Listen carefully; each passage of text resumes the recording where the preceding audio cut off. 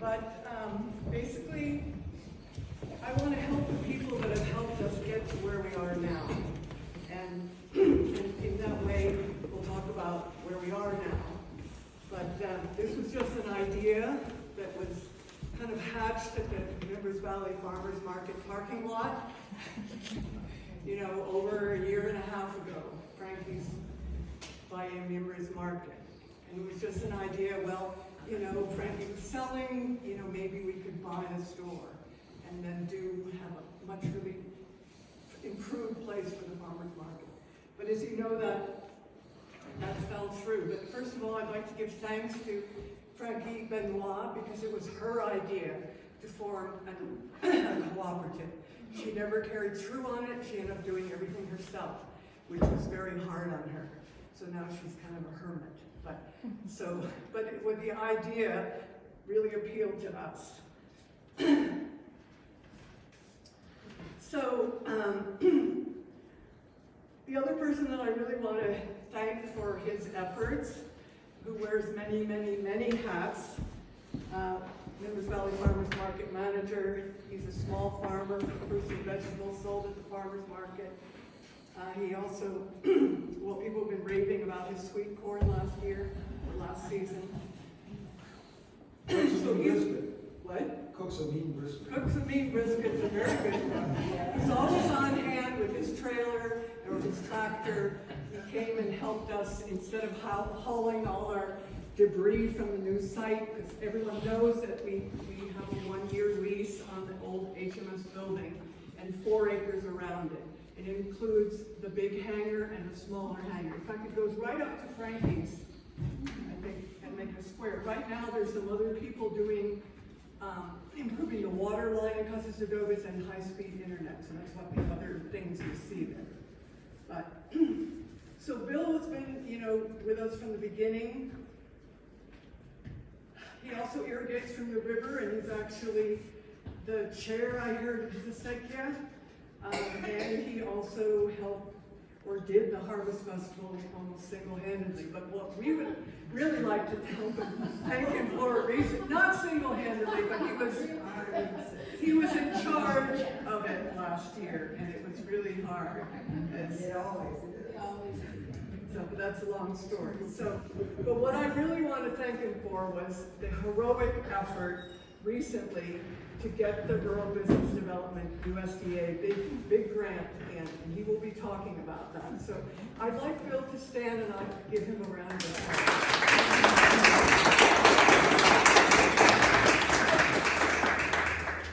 So the other board member that stepped up right away at the last annual meeting, if you remember, Curtis was talking about something very intelligently, and Bill said, "You want to be on the board?" And he said, "Yes!"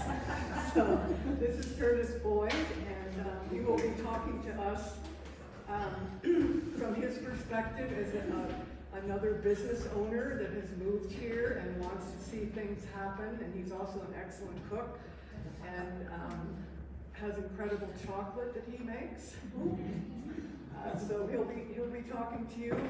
He's also now the legal representative for Hans's family in Germany to help guide and decide whatever happens to La Tienda. And he has a lot of plans, and so he will be talking about that. So why don't we give him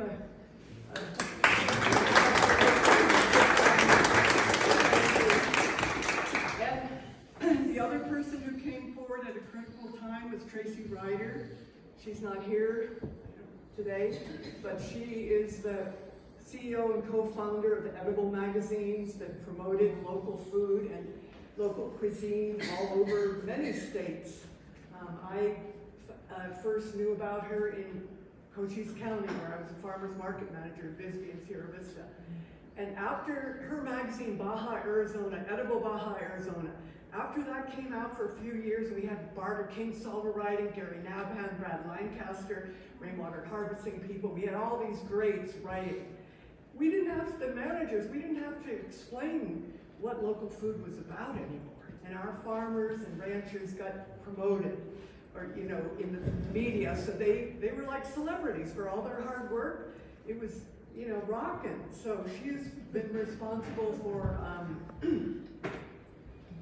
doing the newsletter and, you know, social media and the GoFundMe campaign. So she hopefully may show up, but we'll talk about that in a minute. I don't know if you guys read the newsletter. It was kind of long, I apologize, but she made a GoFundMe campaign for us. And I think last time I checked, it had $550 in it. So really thank everyone for doing that.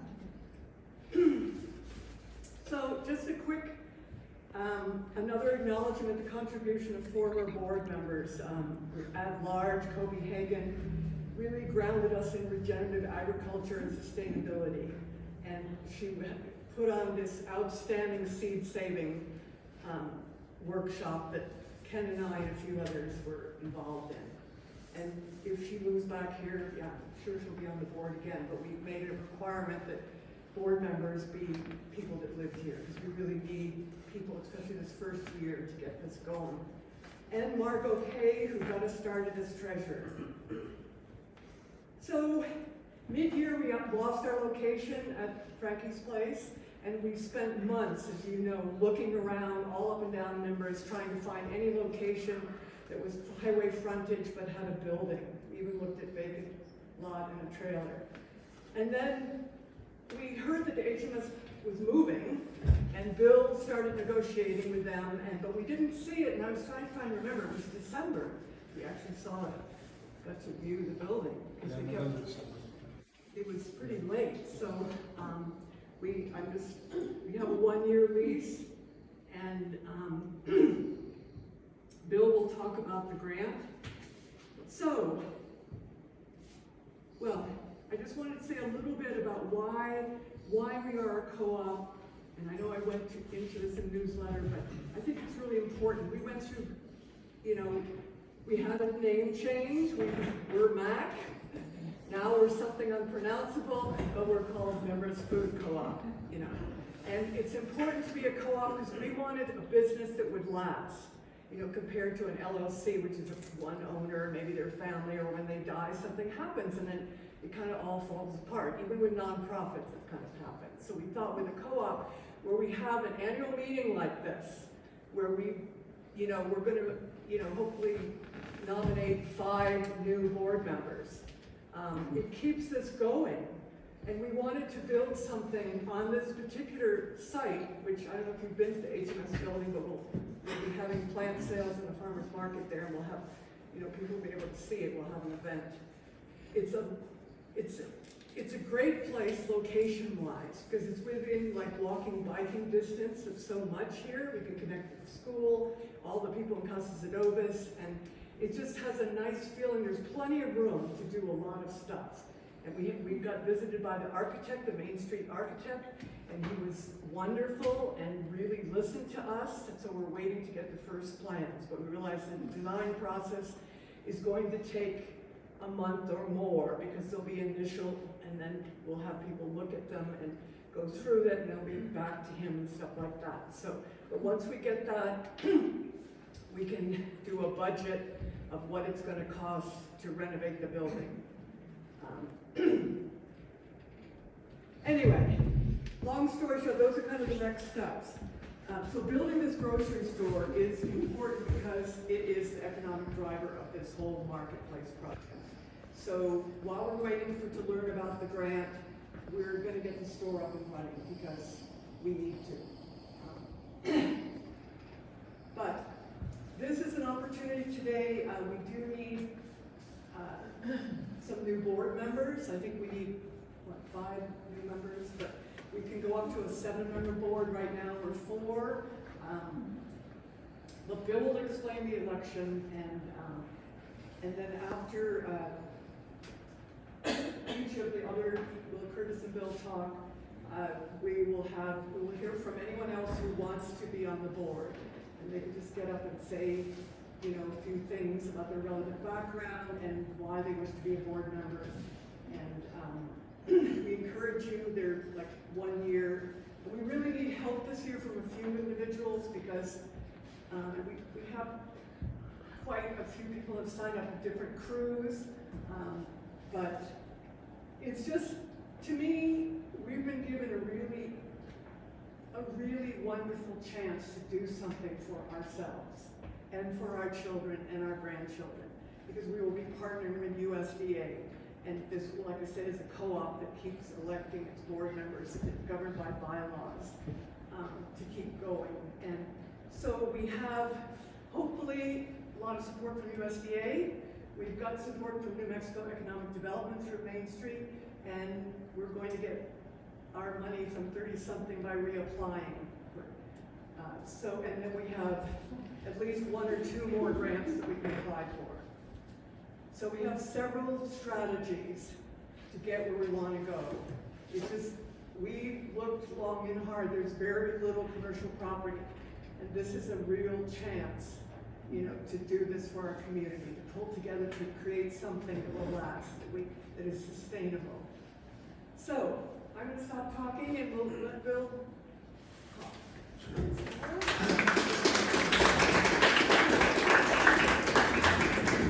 Yeah, thanks, Valley. And if we had a position on our board as chief visionary, that would be Valley. She's the brains behind the whole thing. Keeps pushing us forward. Sometimes she goes in too many directions at once, and we try to pull her back. Without her vision, I don't think we would have gotten to this far. So,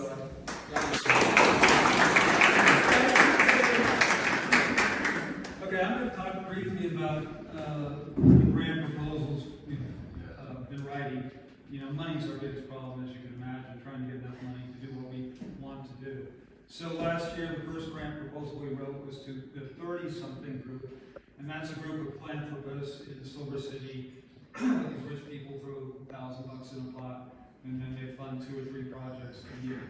You're laughing, but that's exactly what they do. Yeah. And so we got a grant from them last year. It was fairly competitive, and we were very pleased we got it. But then that was to renovate Frankie's old store and work on that property. And so maybe we were too specific in the grant, but when that purchase fell through, they decided they wouldn't give us the money after all. So we got the grant and then they took it away. But they very much are encouraging us to reapply this year, and that is due on May 1st. So we'll be reapplying for that grant, and we think we have a really good chance of getting it. So that's $30,000. And we would like MVAL to be our fiscal sponsor. We can't get the money directly because we're not a 501c3 or a nonprofit organization.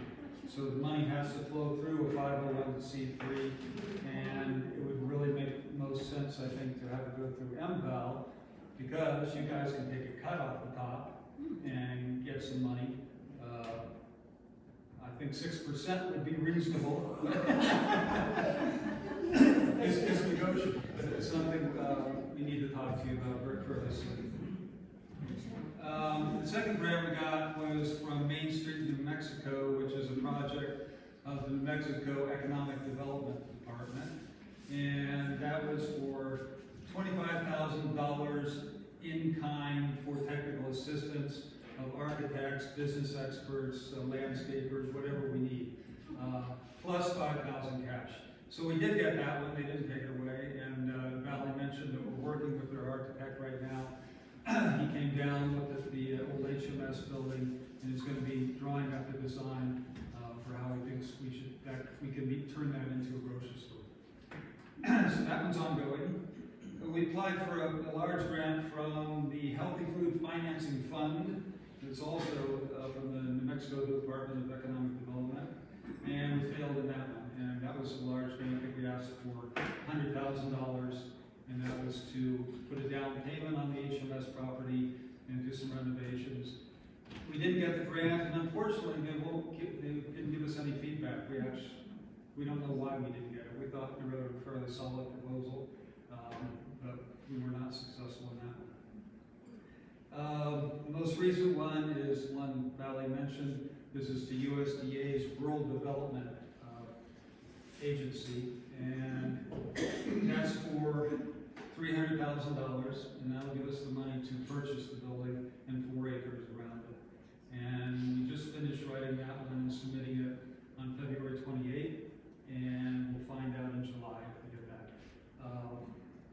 I'm very optimistic, but I always am, so we'll have to see. If we get that, we'll have clear sailing from here on out, I think, or at least it'll help us a hell of a lot. Then we're going to be, I mentioned we're reapplying for 30-something, that's due May 1st, and we're going to apply for a grant from Freeport McMoran.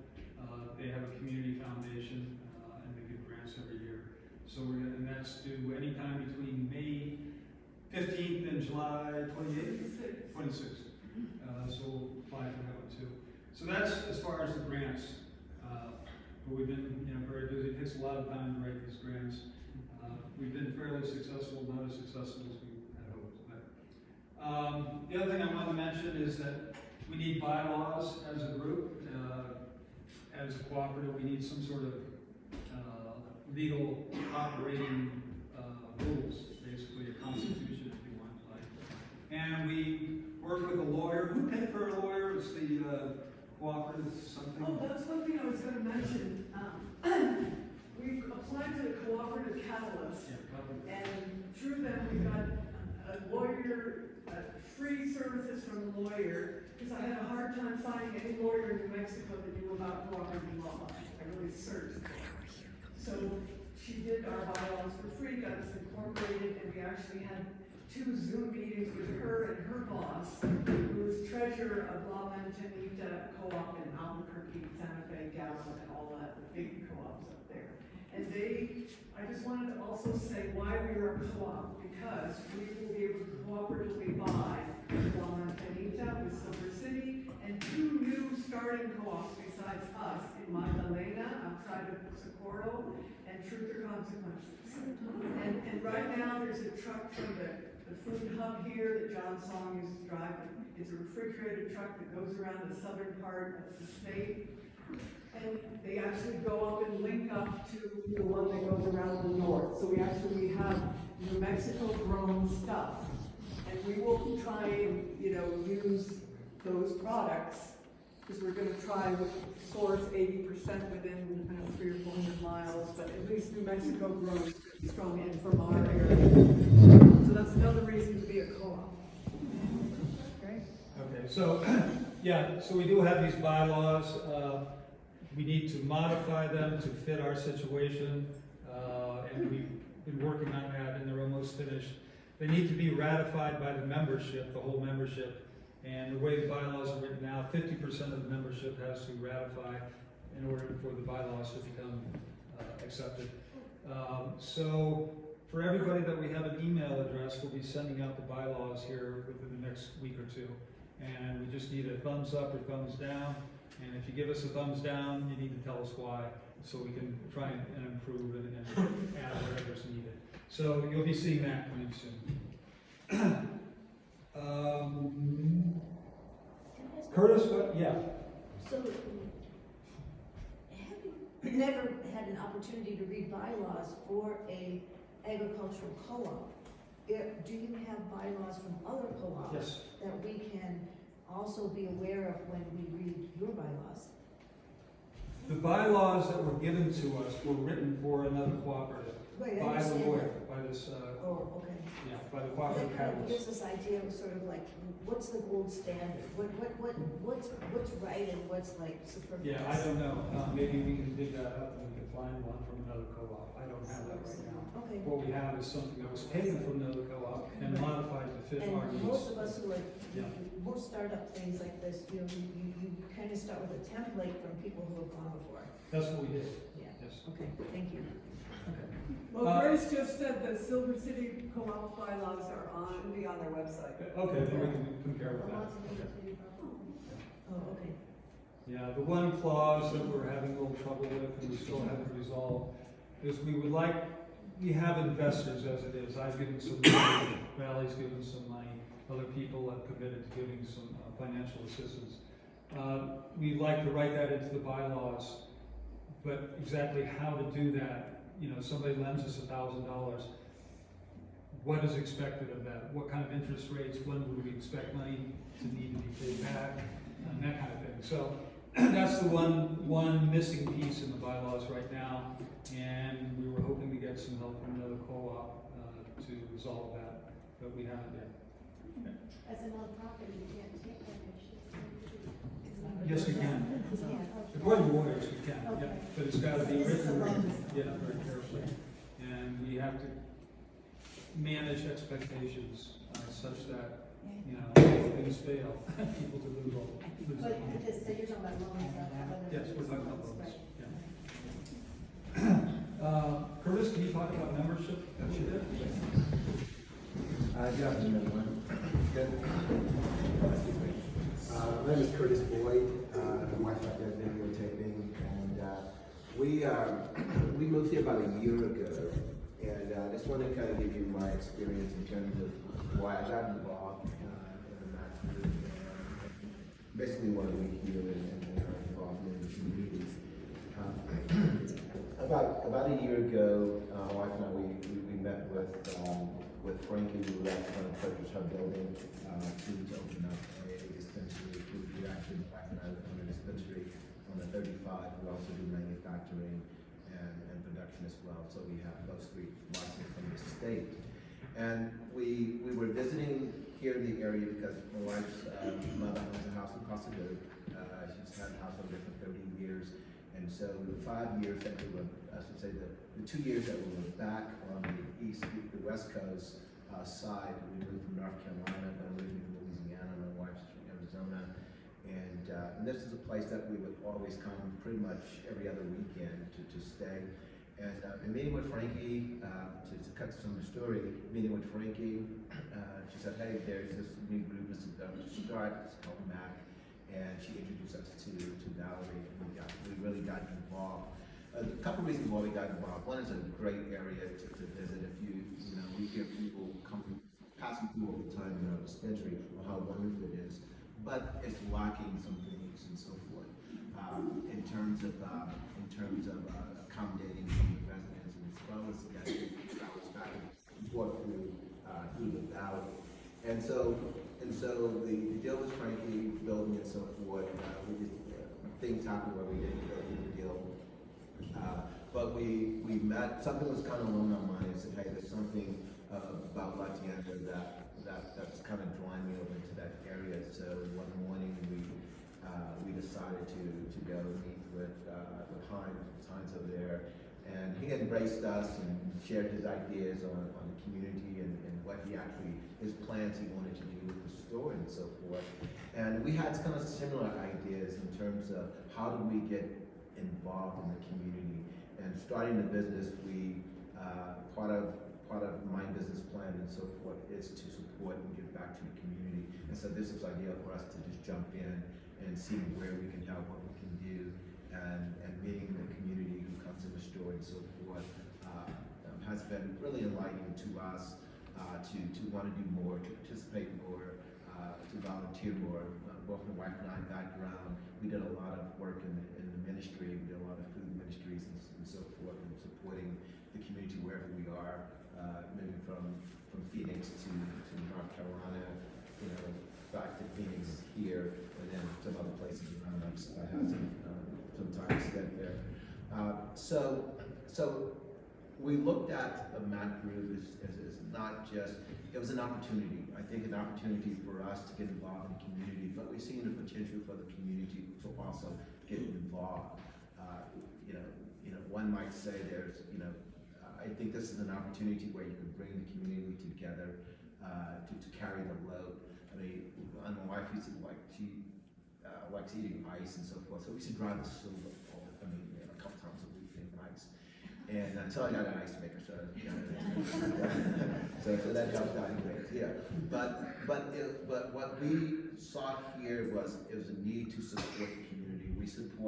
We went and actually visit most all the businesses in Silver City around here, talking to people. We eat all the time at the log cabin, and we go to Four Seasons and so forth. So I think the bakery research. So we spend a lot of time just trying to support the community. I think MAC, what this membership does is to give us an opportunity to support the community, to support ourselves. Like I said, we buy our eggs and vegetables and in season from local people around and so forth. So we constantly look at doing those type of things, and I think my group is an opportunity to understand who's in the community. We've learned that there are artists here, there are people with different craft skills and cooking skills and so forth. And this gives us an opportunity to bring that community together. I think Valley Region is being kind of self-sufficient. So how can we, continue to grow and build the community, not just for necessarily ourselves, which is a primary goal, but when people come through, they can see, wow, this is a nice place to live. The people here are welcoming and so forth. And I think that having an organization that will bring communities together, bring outside communities to see what's going on here in Mimbres, what's going on in the valley. A lot of people go through the ranges and through the lakes and so forth. But being able to stop, having a place to shop, having a place to support our communities. When we want to go to the stores, when we want to, something very quick, we shouldn't have to drive 15, 20 miles to go get it. It should be, at least we are able to provide that opportunity for us here. But I think also the opportunity gives us a chance to exchange not only what we grow, our crafts, our skills, and so forth, but it also gives us an opportunity to be able to commune together, have a community in a sense, having a place like this place, for example, being a place where you can meet and break bread and so forth, and talk about ideas and how we can improve not only our lives, as I mentioned, but your children's lives. And leaving something here to not just a barren land, but being able to say, I'm a part of a community, that is taking little, of nothing in a sense in terms of resources and so forth, and building those opportunities. We've communicated with people who need work and so forth and so on. Having this organization can help foster, facilitate an environment to where if someone's in need, that we are there. If we're during the holiday seasons, if there's something going, if someone doesn't have anything to eat, that shouldn't be a conversation that we should have in our community. And I say our community because I think it's all about communities. Whether we've moved here yesterday or we've been here for 30 years or longer, or we grew up here, I think we have an investment in the community, and I believe this organization gives us that opportunity that we can be a part of something, contribute something, and also I think feel good about it. When we're at these meetings and so forth, we're talking about things, and things may seem to be a little slow, but things are moving. Things may seem not to go the way that we may want it to go, but if we hold on just a little bit longer, if we just believe and trust that the group that we have here and those to come can make a contribution and are willing to make some sacrifice. I'm not saying a whole lot. It could be time, could be money, it could be just a friendly smile. Sometimes you have to bear that up and smile at someone. It makes a difference. And I know, and I do have a background in ministry and so forth, but I do want to say that Nehemiah, and I think it's 3, it talks about many hands making that work light. And I think if we all work together in a community, it's not just 1 or 2, 3 people who are trying to do a miracle. I think the miracle is all of us pulling together, working together, being a part of something greater than what we are, greater than what we think and what we believe, for a common goal, and that's to improve our community. And so I present to you in terms of our story and why we're here, and what we hope to come. And I think that living with hope, in terms of doing something great in this area, I think it can be facilitated through co-op. And so if any questions, I'm happy to answer those. Otherwise, I'll turn it back over to you. Thank you. Thank you.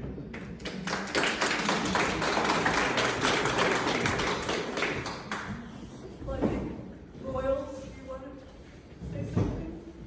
No, I'm good. But you are interested in running for the board? Partially, yes. So, when I Royal Lake. I've got a bachelor's degree in architecture, and a lot of my classes were in urban planning. So I am interested in drawing a place that makes sense and works well, where people, like I say, it's already an enjoyable place. I want it, as it grows, to continue to be an enjoyable place. I've traveled all around the United States as an over-the-road truck driver, and some cities work and some cities don't. And there's, that's my idea is as this place grows over the next 20, 30 years, that it grows smartly and cohesively. And that's why I want to participate in the co-op as an area, not just for food, but for community get together and growth.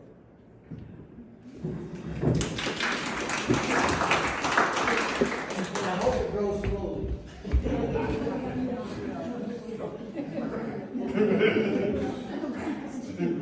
A couple more things before we get to the election. One is MVAL is having their annual meeting on April 14th from 2 till 4. Could you explain what MVAL is? MVAL is the Mimbres Valley Health Action League, and if you would like to talk about it as the president, you're welcome. Well, I may become president again. Oh, is Susan here? Okay, Susan's Susan's president. president. Well, we have been an organization in Nevada since 2002. And so some of the things that you noticed that happened, the food distribution, the messenger, the Harvest Festival, and Farmers Market, and the school garden, which is the sort of defunct at the moment, are our projects. And right now we're working, well, we just recently spent some time sending letters to all of the elected representatives saying, do you know that our clinic is gone? We don't have an ambulance, we don't have an EMS, we don't have this and that and that.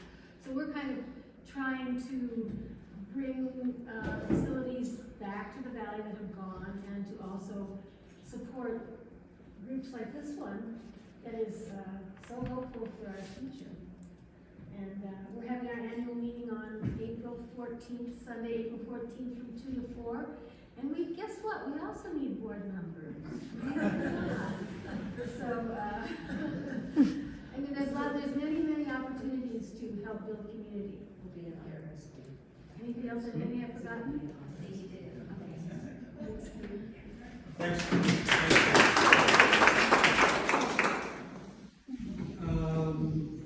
The other thing I was going to mention is the GoFundMe campaign. I think you mentioned it, but is there a link or something so people can figure out how to? I don't know if you've gone on the site, the GoFundMe site. If you go on there somewhere where it says share, you can print it out. And if you could, I'm going to try and cut these so people can take this, and have the, whatever you call that they have to put in to get there. Link. And, we want to distribute these around Silver or the county. I mean, because anybody can donate to us. And we also are going to have an affiliated page, because this doesn't really say much about us. And we want to, because a lot of people don't know about us, especially outside the valley. So we'll have pictures and our story as we are following these next few months. So it's exciting because we have $550. We started at zero, and just last week, and to go to $100,000, and that's the wish to open the store by the end of May. So that's fast, but a little bit of urgency might be good for something like this. So if anyone else has any other ideas about how we could get the word out about this. Do you have a Facebook? Yeah, that's what I was gonna ask. We have a Facebook, yes. You can share to Grant County information site. It's a really good, not so gossipy, snidey. Grant County information? Yeah, on Okay, its Facebook. Facebook page. And Okay. then, that was a good page to share. I'll write that down.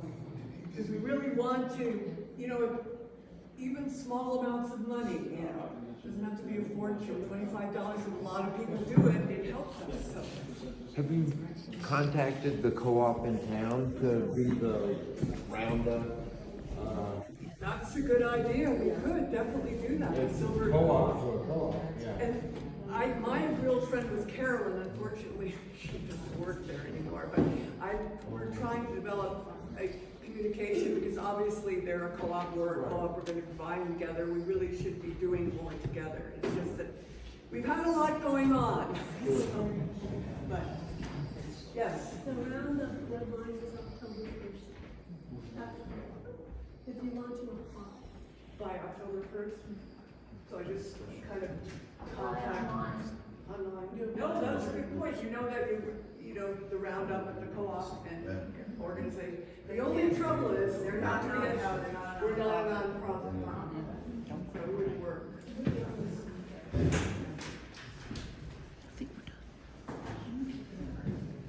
Curtis wanted to mention a couple more things about membership.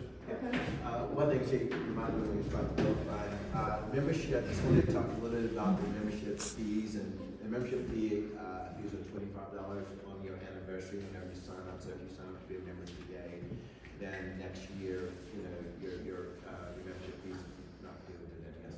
I have a question. At the co-op, the membership fee is for the household.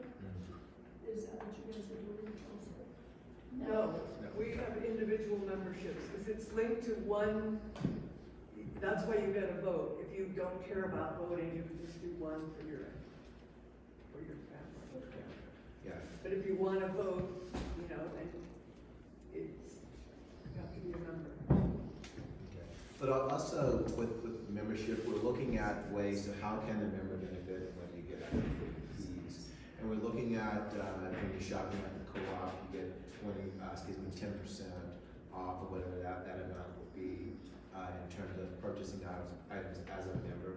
But also, I want to mention what my wife and I, what we do in our business is that we work with the local businesses in the area, and if they bring their receipt into our store, we also give them a discount.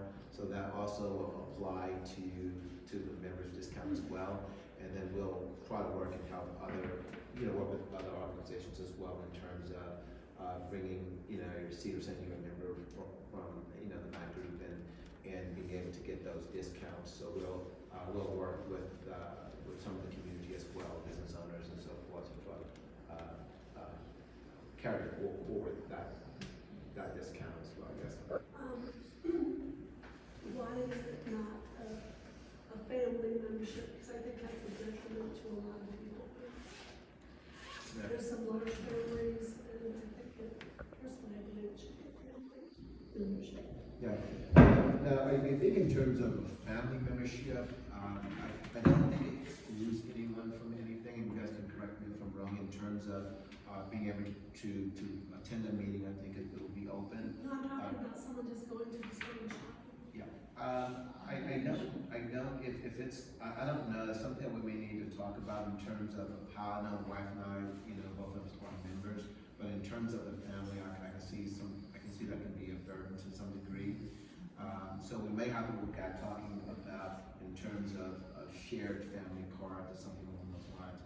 Maybe, whether, because I know for two people it's $50, $25 each, maybe there's a family fee or something. I don't want me to introduce this to the meeting, but it's a meeting, so maybe we can do an introduction to, in terms of a family at a discounted rate versus paying, full rate or something along those lines. But that's something that we can talk about, whether it's here in Beaumont or not, but I can understand your concerns on that.